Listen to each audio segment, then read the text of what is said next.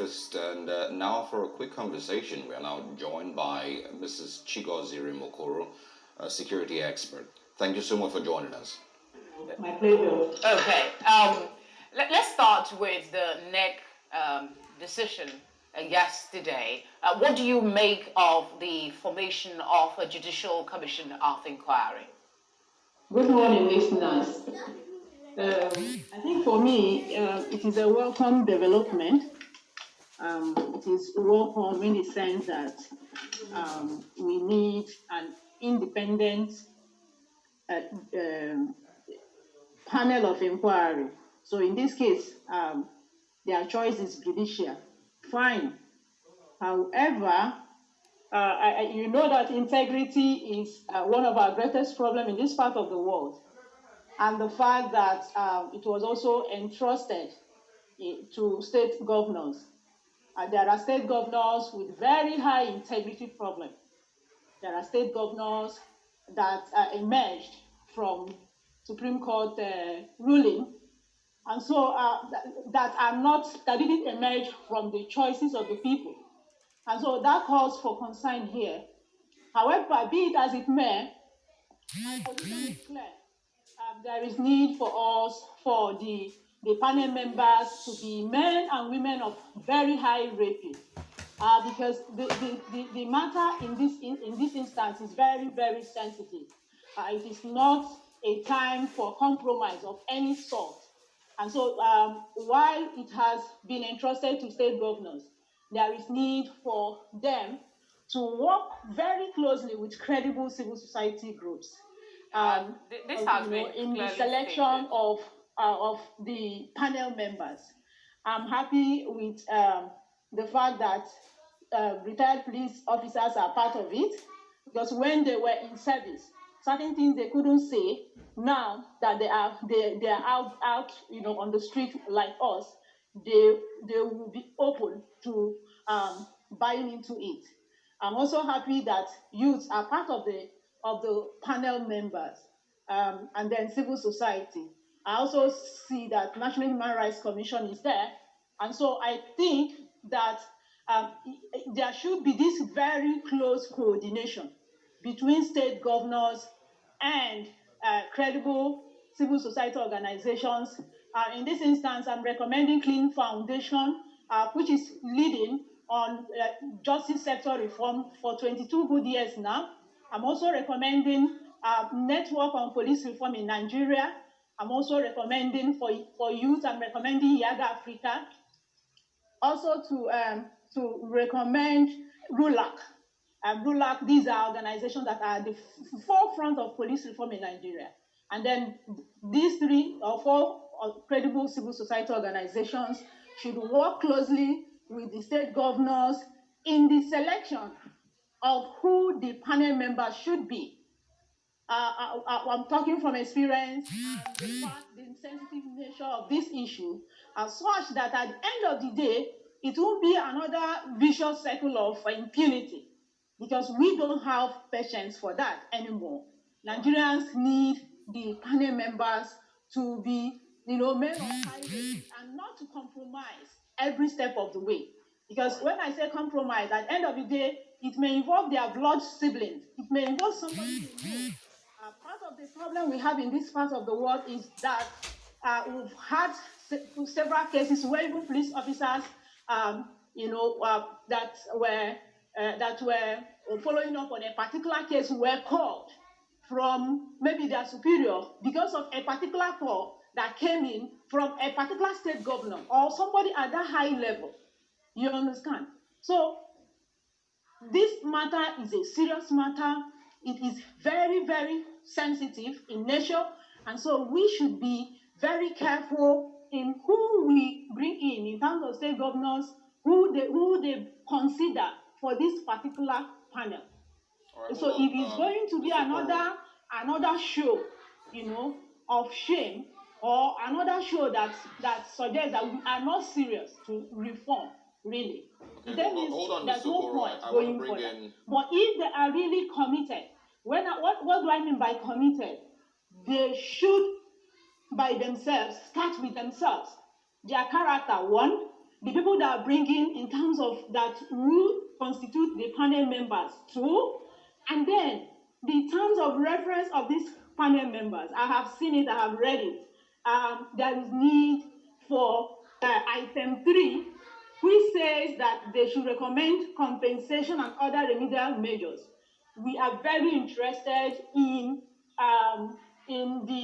prosecution of the officers involved.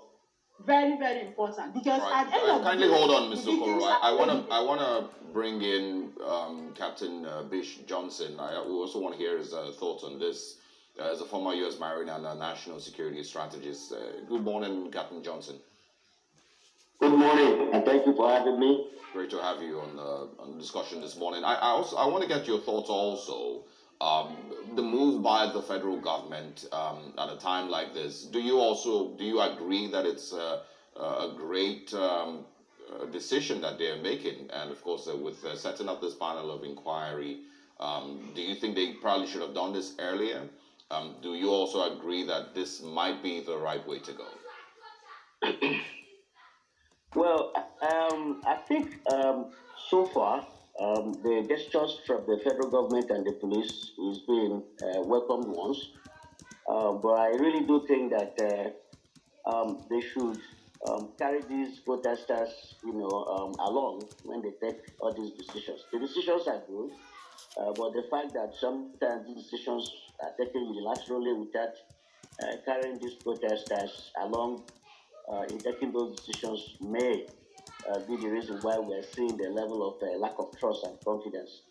And so, personally, I would recommend to the protesters themselves to organize themselves and get some leaders from amongst them so that they will have a genuine meeting with the federal government and police authorities on charting the way forward. So far, what the federal government has said is in terms of agreeing with the point that the agenda that the. Let's come back to Mrs. Okoro. I'm presuming Captain Johnson, you're still with us, right? Let's go to Mrs. Okoro and get her thoughts. You mentioned the 3 duties for the Judicial Panel of Inquiry, and one of them is to make recommendation after evaluating evidence and taking complaints. My particular concern right now is the part of recommendation. What happens? Should we get to that point? Because this will not be the first time we're getting panels of inquiries being set up. What do you expect to see? And that should be clearly stated with the recommendations from these panel of inquiry.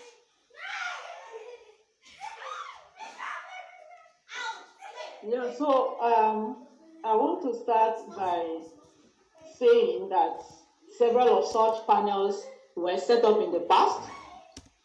As I'm seated here, 3 or 4 different panels. The federal government set up 3 different panels. We had the Dan Mandalini panel on police reform in 2008.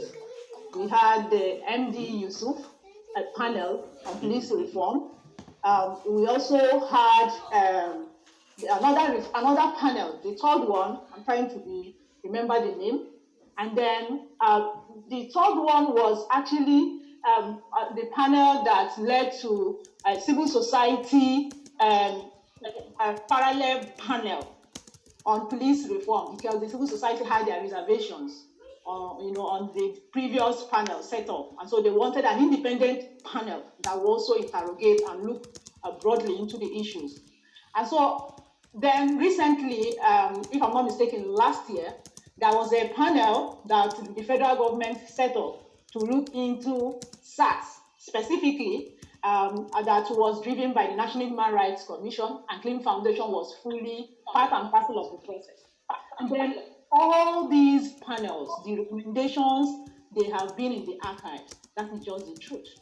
And so 2 key things. 1, genuine commitment to reform.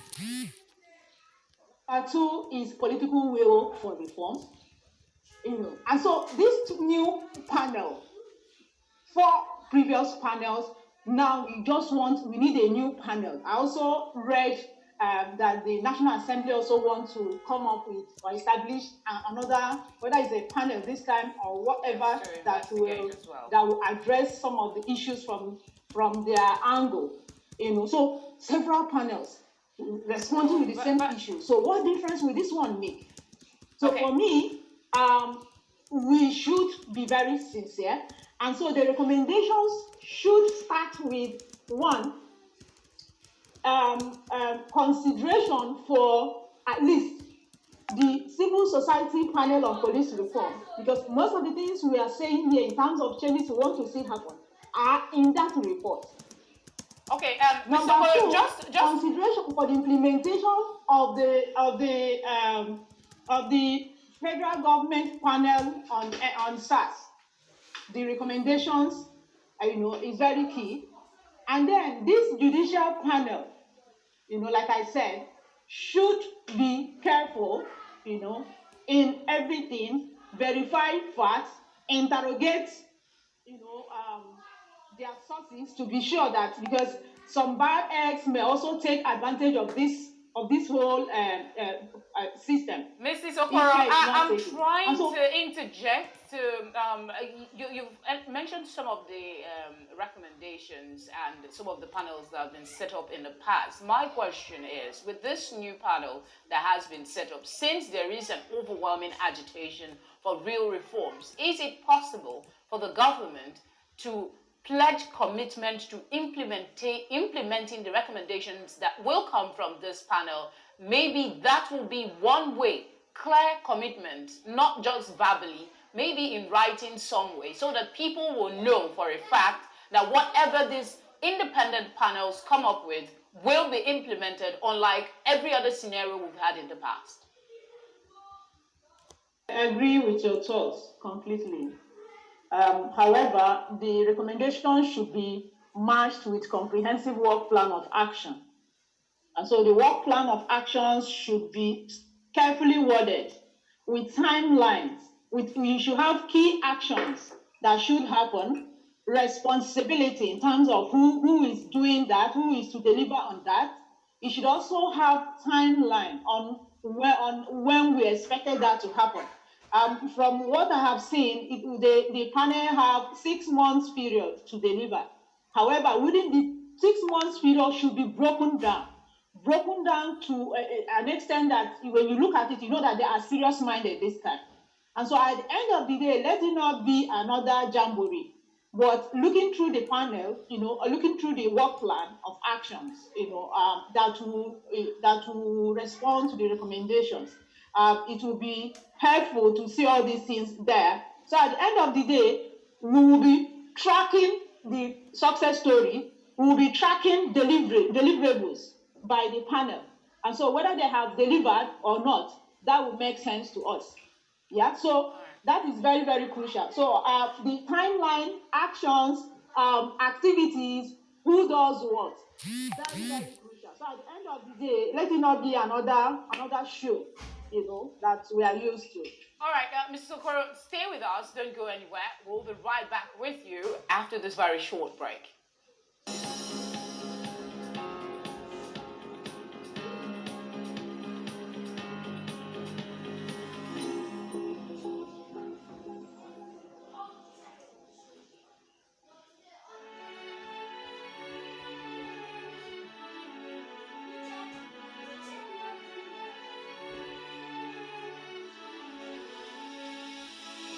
It is engagement we need to have. Those who suffer miscarriages are never taken into account. Members of the National Assembly are also influence pregnancy.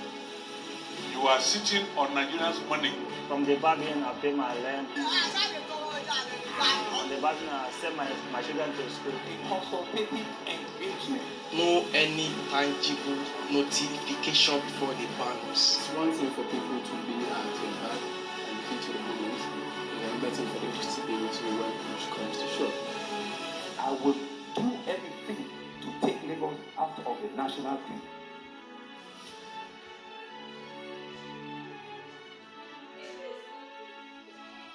Welcome back. This is, of course, Still a continued conversation with our guest this morning, Mrs. Chigozirim Okoro and Captain Bish Johnson, discussing the presidential panel of inquiry into issues of security and police brutality.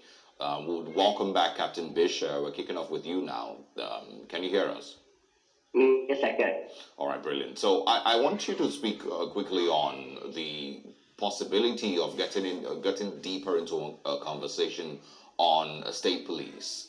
From what the last few days have shown, the governors don't seem to have a lot of power to control the security of their states, even if they are the chief security officers of their states.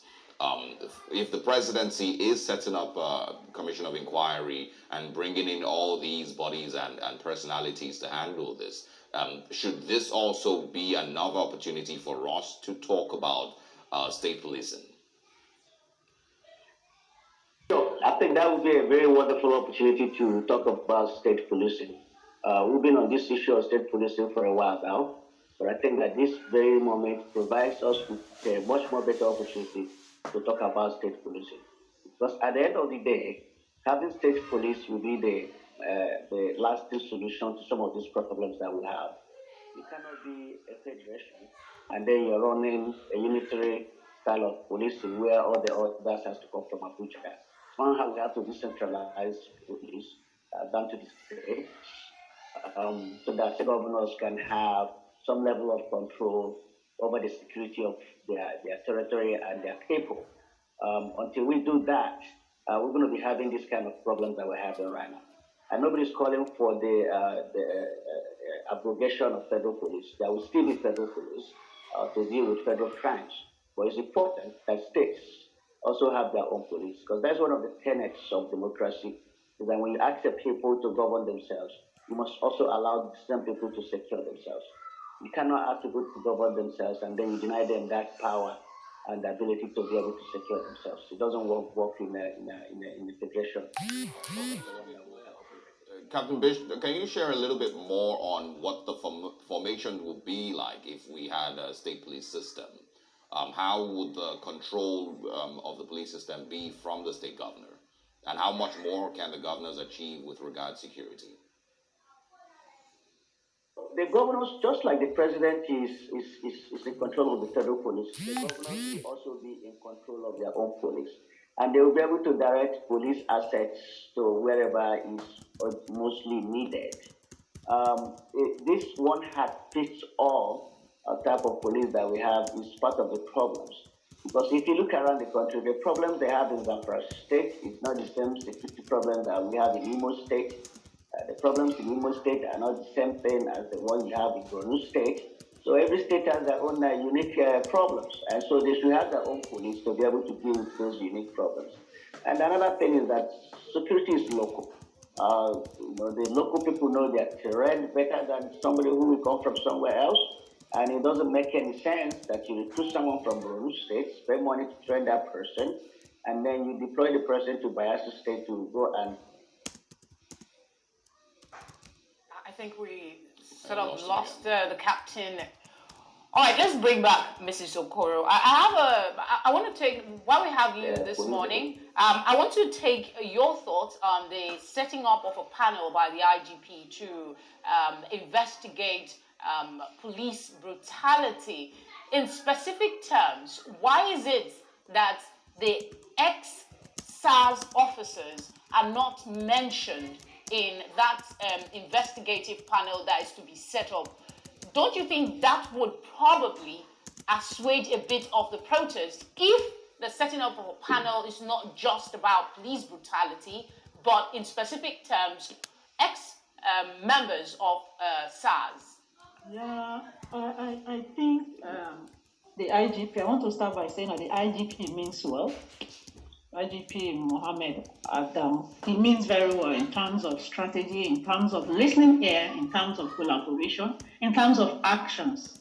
I must establish this fully. However, the panel he set up, the police, they have internal disciplinary mechanisms which work closely with the oversight agencies of the Nigerian Police Force. So the panel he set up, he means business really. It's actually it will give him and the police leadership, a background to action, to taking the necessary action. So recall that the protest was led, or was caused rather, by the police brutality in the context of SARS. However, there is need. I love the fact that it's not just narrowed on end SARS, on SARS officials, the different SARS officers. Rather, the scope is broadened. It's broadened to include other police officers.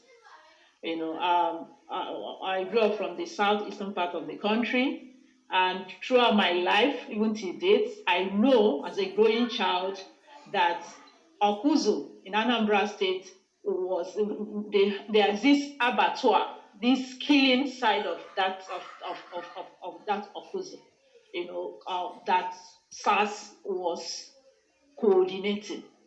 Yeah, so I just want to bring this here because at times you think that the certain things are not known or seen. But having said that, it's just to encourage police leadership to listen, consult widely before proceeding on this panel, because at the end of the day, let it take care of the real problems, the real issues. Let it address the real issues. So such that Nigerians will love to see the names of SARS officials, that led to this problem, that caused this problem, that have been, involved in this mess. And while also getting to know those that are still in service, that have not been, that are also indicted in gross human rights violations. Right. I think those are my thoughts. Mr. Okoro, one thing that I would quickly throw at you, you just made mention of the IGP meaning well in his actions in the last few days. But I want to ask, you mentioned also SARS in Okuzu, Anambra State. You, I believe, are aware of the allegations and, of course, the offenses that they have over the last few years. If there's so many people who are aware of these atrocities, allegedly, would you say that the IGP has not been aware or has not heard of these things in all the while that these things have been taking place? Because if we're commending him for setting up a panel of inquiry and, of course, for taking the steps he's taken today, does that mean that he has never been aware of these things over time? And also, the Anambra State Governor, Obiano, yesterday announced that James Wafo, his CSO, has been sacked. Of course, he's the same person who has been accused of championing all the atrocities of SARS or Kuzu. What more must be done aside sacking him? So what more, beginning with what more, prosecution, very important, so that even the victims, both the dead ones and their families, will be really consoled. That's one.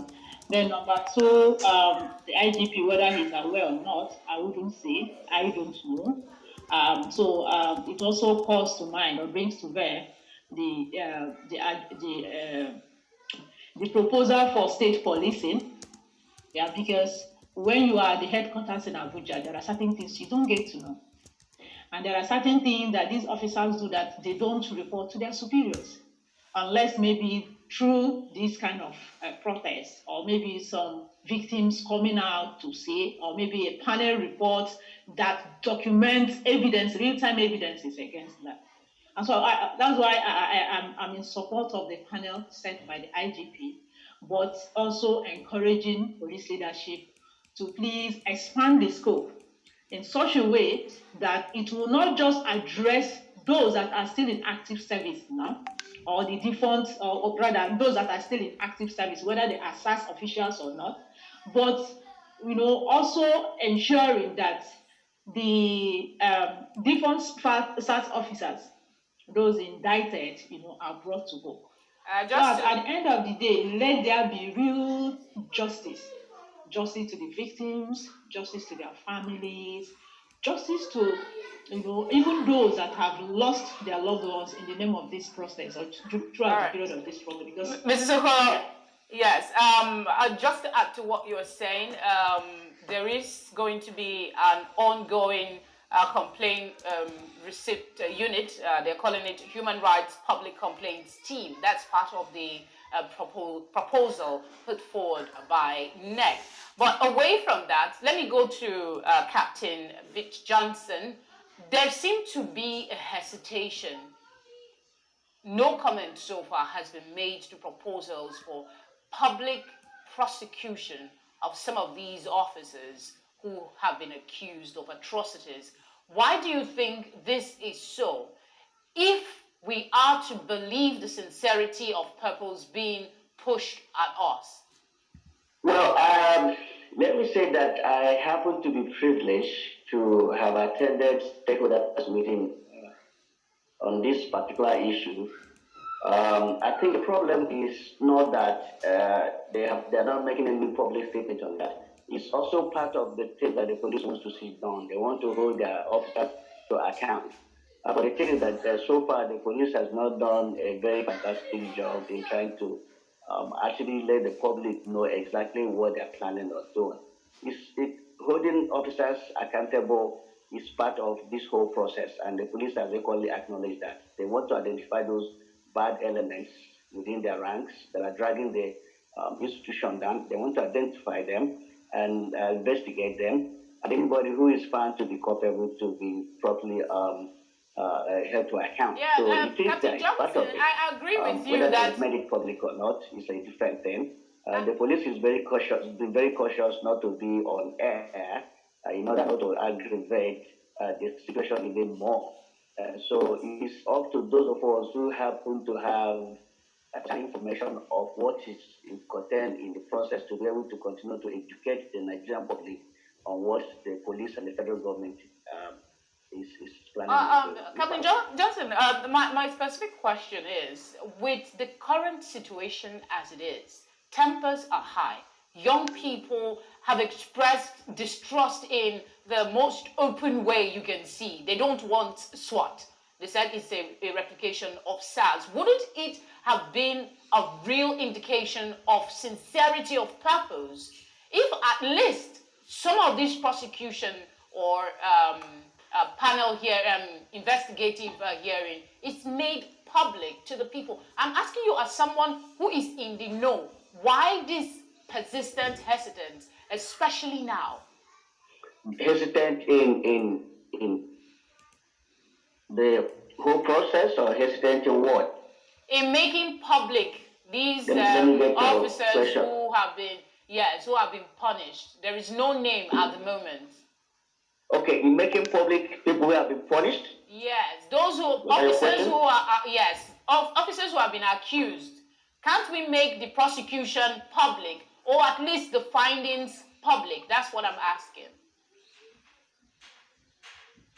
Okay, you see, one thing is, the fact that somebody has been alleged to have committed a crime does not necessarily mean that that person actually committed that crime. So far, at this moment, these are allegations. And so that's why it's very important that we allow this panel of investigation that is being constituted to do their job.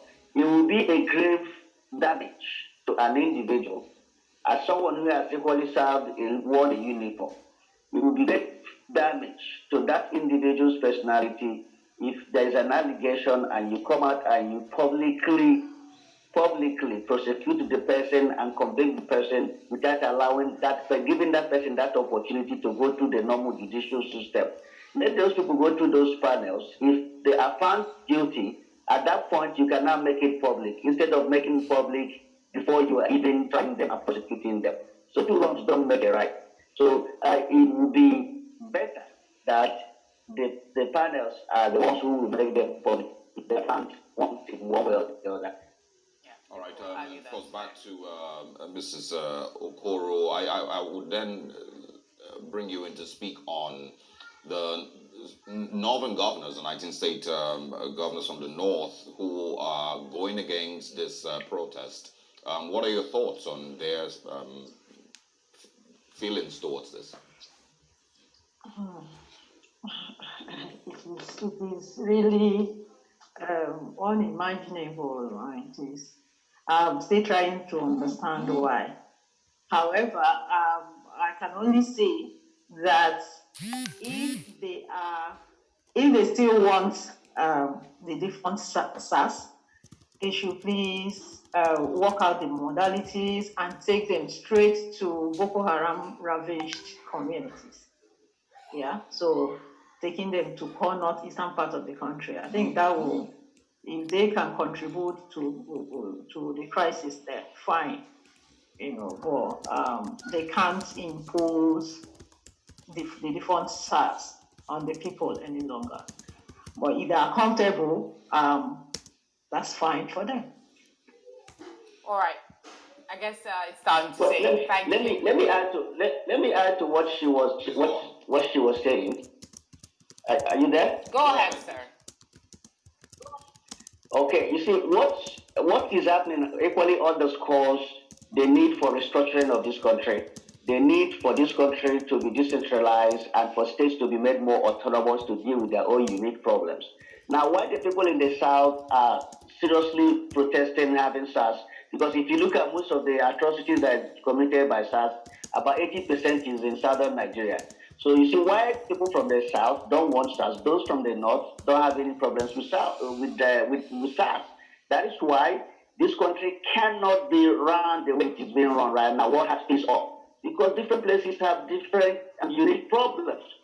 So you see, the Northerners will be in support of SARS, but the South don't want SARS because 80% of the atrocities that are committed by SARS were committed here in southern Nigeria.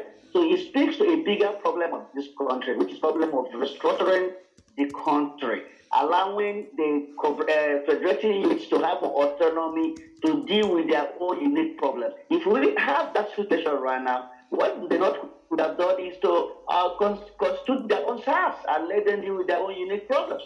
And if the South has no need for SARS, there will be no need for SARS in southern Nigeria. Captain Johnson, I want you to quickly speak on a comment that I've also come across on the same issue about the northern governors speaking on behalf of the people, but of course the people down here in the South speaking for themselves. Do you agree with that fact?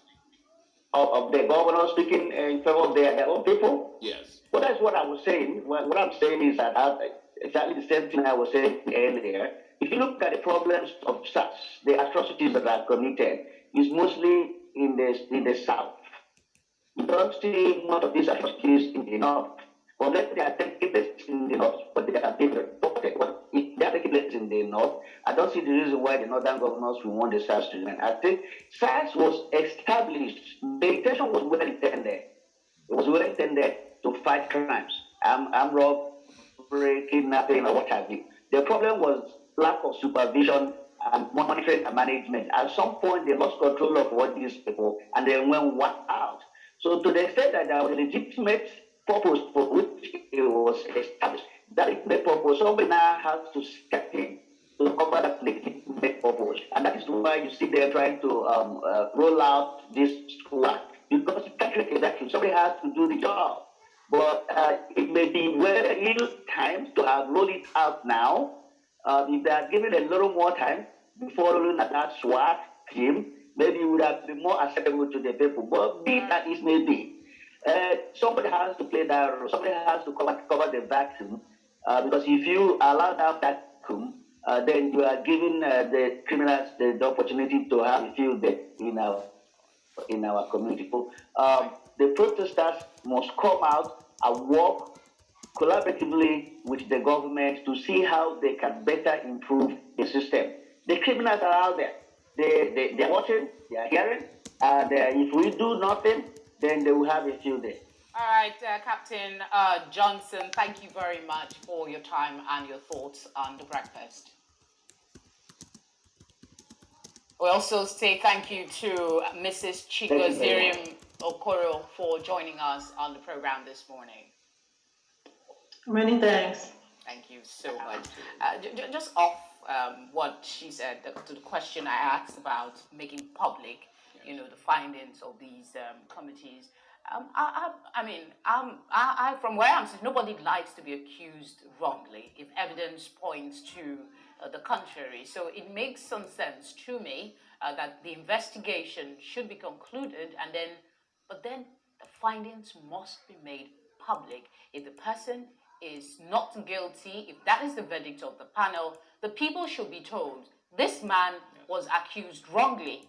If the man was found guilty, that is some sense of justice in my thinking.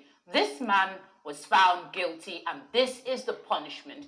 If he's going to go to jail, then let him go to jail after dismissal from, other than, this, everything being shrouded, you want to protect people. And I agree, investigation and conclusion should be done privately, but the results of those investigations, in my thinking, and I'm sure a lot of Nigerians will agree, should be made public I way. I personally don't even mind if all of it is done public, because I don't mind, but it does make with... sense to me that if it's still an allegation.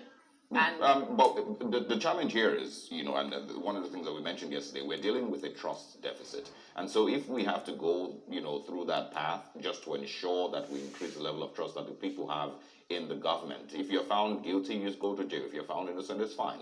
But people have to make that sacrifice to ensure that we increase the level of trust that the people have with the government. Right now, it is so bad that if the government says rather that these officers have been found guilty, they have been discharged from the police force, Nigerians don't even believe that those things truly happen. It might just be photo ops, and that's where it ends. That's how bad this conversation. I share the same sentiment, but I also see the part of the argument being put forward about somebody who's been serving the country, and then all of a sudden you're accused. We will be fine. You'll be accused. You'll be found innocent if you're innocent, and you go back to the force. We'll be fine with it. But everything needs to be made public for everyone to be able to develop some level of trust in the government. All right, thank you. We will go on a short break, and when we come back, we will bring our guests.